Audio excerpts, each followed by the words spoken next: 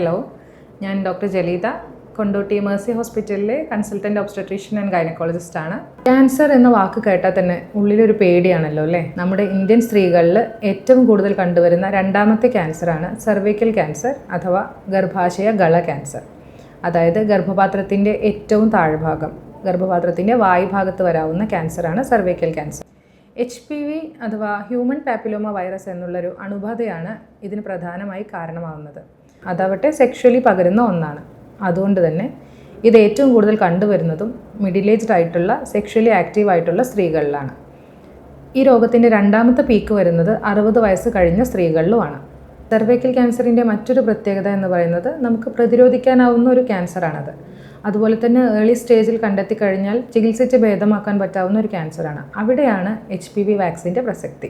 ആർക്കൊക്കെയാണ് cervical cancer വരാനുള്ള സാധ്യത ഏറ്റവും കൂടുതലായിട്ടുള്ളത്? ഒന്ന്, നേരത്തെ വിവാഹം ചെയ്തവരിൽ, അതായത് 18 വയസ്സിന് മുന്നേ വിവാഹബന്ധത്തിൽ ഏർപ്പെട്ടിട്ടുള്ള ആൾക്കാർ. രണ്ടാമതായിട്ട് പറയുന്നത് മൾട്ടിപ്പിൾ സെക്ഷൽ പാർട്ട്നേഴ്സ് ഉള്ളവരിൽ, അതായത് ഒന്നിൽ കൂടുതൽ സെക്ഷൽ പാർട്ട്നേഴ്സ് ഉള്ള ആൾക്കാരിൽ. മൂന്നാമത്തേതായിട്ട് 3 കൂടുതലോ കുട്ടികളുള്ളവരിൽ.